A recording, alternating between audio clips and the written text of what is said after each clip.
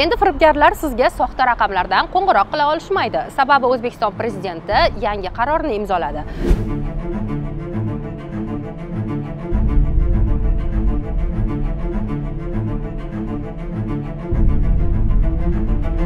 So'nggi yillarda respublikamizda axborot texnologiya sohasidagi jinoyatlar soni kundan kunga ko'payib borish tendensiyasi kuzatildi. Shu munosabat bilan mazkur sohani tartibga solish, fuqarolarning huquqlari va qonuniy manfaatlarini himoya qilish maqsadida yangi O'zbekiston Respublikasi Prezidentining 153-sonli qarori qabul qilindi. Mazkur qarorga asosan fuqarolarni raqamli savodxonligini oshirish, uni kiber jinoyatlardan himoya qilish maqsadida bir qator vazifalar yuklatildi. Asosiy vazifalardan biri bu fuqarolarni huquqiy ongi, huquqiy madaniyatini yanada rivojlantirish, fuqarolarni o'rtasida kibergigan shakllantirish bo'yicha bir qator vazifalar yuklatildi. Bundan tashqari, hozirda juda ko'p sodir etilayotgan soxta qo'ng'iroqlarni bloklash masalasi o'rtaga qo'yildi. Yil yakuniga qadar, 2005-yil yakuniga qadar soxta qo'ng'iroqlarni bloklash masalasi vazifasi yuklatildi.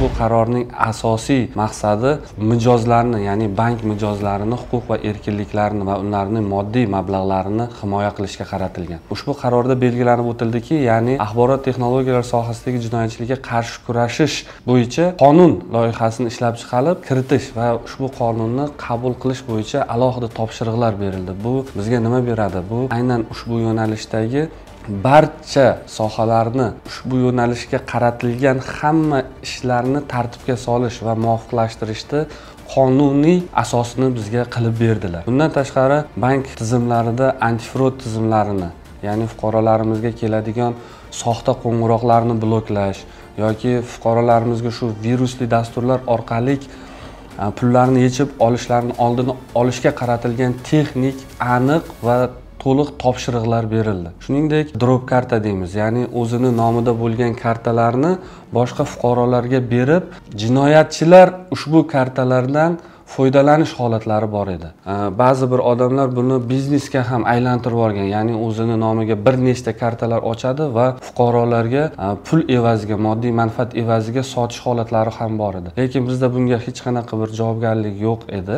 Aynan ushbu qaror bilan qonun hujjatlariga o'zgartirish kiritish bo'yicha topshiriqlar berildi. Ya'ni o'sha firibgarlik jinoyatlari uchun foydalanishga o'zini nomidagi sim karta yoki o'sha bank kartalarini bergan shaxslarga ma'muriy va jinoiy javobgarliklarni belgilash choralari ko'rish to'g'risida topshiriqlar berildi. Bu sohada ayrim internet tarmoqlarida noto'g'ri talqinlar keltirilyapti, ya'ni kimdir bu narsani bilmagan holda berib qo'ysa yoki uni tizimiga ulanib olib, undan foydalanib bank kartasidan o'sha drop sifatida foydalansa ham javobgar bo'lib ketadi degan talqin yuribdi. Yo'q, bu bunaqa emas. Bu aynan jinoyatchilarni o'sha jinoyatchilik sxemasiga yoki firibgarlarga yordam berish maqsadida moddiy manfaat evaziga o'zini shaxsiy ma'lumotlari, o'sha bank karta va sim kartalarni sotgan fuqarolarga nisbatan aytilmoqda. Shuningdek, aynan ushbu qaror bilan bir nechta qonunlarga o'zgartirish kiritish va muhim tomoni fuqarolardan o'g'irlangan pullarni chet elga chiqib ketishi va o'z vaqtida bloklab jabrlanuvchi deb aytamiz fuqarolarimizga, jabrlanib qolgan fuqarolarga qaytarish mexanizmi to'g'risida ham alohida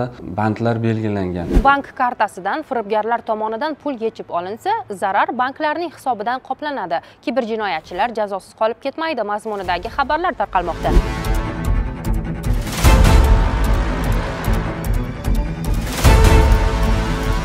Yana shunday tartiblar o'rnatilyaptiki, bank sohasida qaysidir to'lov tizimi, to'lov operatorlari yoki to'lov tashkilotlari tomonidan o'zlarining ilovalari yoki kiber xavfsizlik qoidalariga rioya etmagan holda sodir etilgan bo'lib, fuqarolarga zarar yetkazilgan bo'lsa, zararni bank tomonidan to'lab berilishi majburiy belgilab o'tilyapti. Shuningdek, fuqarolarimizni pulini oldini olib chiqib ketish yoki bloklash maqsadida xodimlarga ushbu jinoyatlarni fosh etish va oldini olishga yengillik va tezkorlikni ta'minlash maqsadida alohida tezkor faoliyat olib boruvchi guruhlar tuzilyapti. ya'ni Markaziy bank o'sha to'lov tashkilotlari bir joyda o'tirgan holda tezkor harakatlanish, ya'ni kelib tushgan har bir murojaatga zudlik bilan chora ko'rish va pullarni o'z vaqtida qayerga, kimga ketyapti turgani va ushbu pullarni to'xtatish yo'llarini ko'rish bo'yicha aniq topshiriqlar berilgan. Shuningdek, ushbu qaror bilan xodimlarni qayta o'qitish, ularni tayyorlash, ushbu jinoyatlarga zamonaviy qarshi kurasha oladigan xodimlarni tayyorlash bo'yicha ham alohida e'tibor qaratilgan.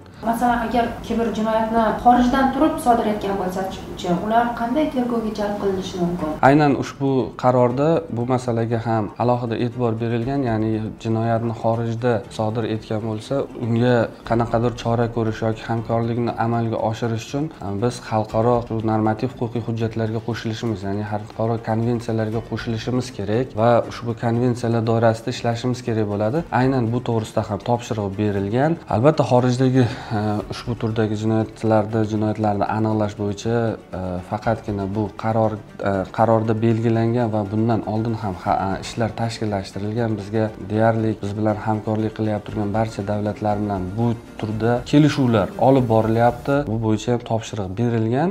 Aynan bu qarorda lekin bu aks ettirilmagan, sababi bu o'zimizda oldingi qarorlarimizda bu belgilangan, hozir bu bo'yicha ishlar ketyapti. Qaror kuchga kirdi. Albatta bu qaror kuchga kirdi degani ba'zi bir bandlari bugundan ishlash mumkin, lekin ba'zi bir bandlarida aynan ko'rsatib o'tilgan boshqa normativ huquqiy hujjatlarga yoki boshqa qonunlarga o'zgartirishlar kiritish kerak. Bizga har bittasiga bu aniq qisqa muddatlar berilgan. Ushbu o'zgartirishlar to'liq kiritilgandan keyin to'laqonlik qarorning muddatlari bo'yicha bajarilgan hisoblanadi.